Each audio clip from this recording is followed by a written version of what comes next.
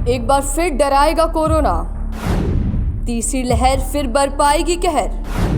नवंबर में होगा तीसरी लहर का तांडव। आईआईटी कानपुर के प्रोफेसर का दावा, तीसरी लहर से डरना मना है।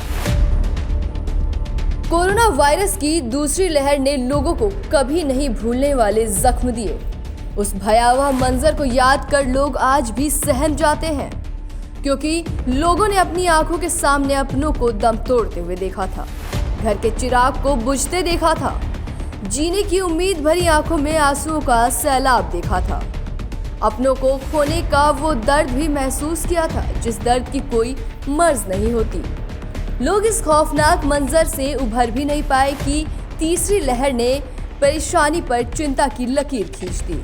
लेकिन इस बीच आईआईटी कानपुर के प्रोफेसर ने राहत देने वाली खबर दी है। आईआईटी के प्रोफेसर मनेंद्र अग्रवाल ने गणितीय विश्लेषण के आधार पर यह दावा किया है कि कोरोना वायरस की तीसरी लहर दूसरी लहर से कम घातक होगी। उन्होंने तीसरी लहर के अक्टूबर-नवंबर के बीच आने वाली संभावना जाहिर की है।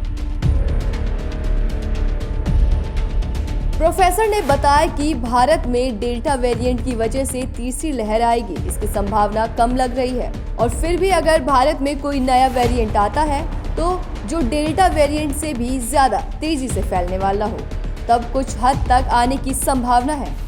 अपनी गणना में हमने दो बातों का खास ध्यान रखा है।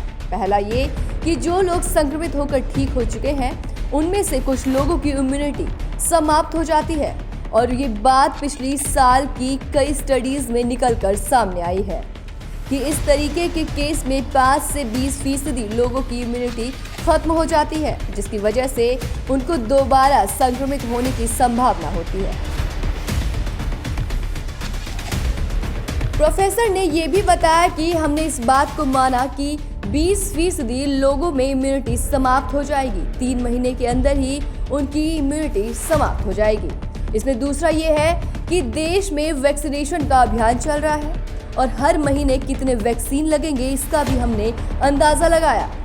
कम वैक्सीनेशन हो और ज़्यादा लोगों में इम्यूनिटी चली जाए तो इससे ज़्यादा खराब स्थिति और क्या होगी। उसमें निकलकर सामने ये आया कि तीसरी लहर आएगी तो उतनी घातक नहीं होगी जितनी दूसरी लहर थी। तो कोरोना वायरस की जो तीसरी लहर आने वाली है, उसको लेकर आईआईटी कानपुर के प्रोफेसर ने राहत देने वाली खबर दी है। लेकिन आपको और हमें अपनी और अपनों की सुरक्षा की जिम्मेदारी को बखूबी समझना है और सरकार के नियमों का पालन करना है। Desk report, the India up front.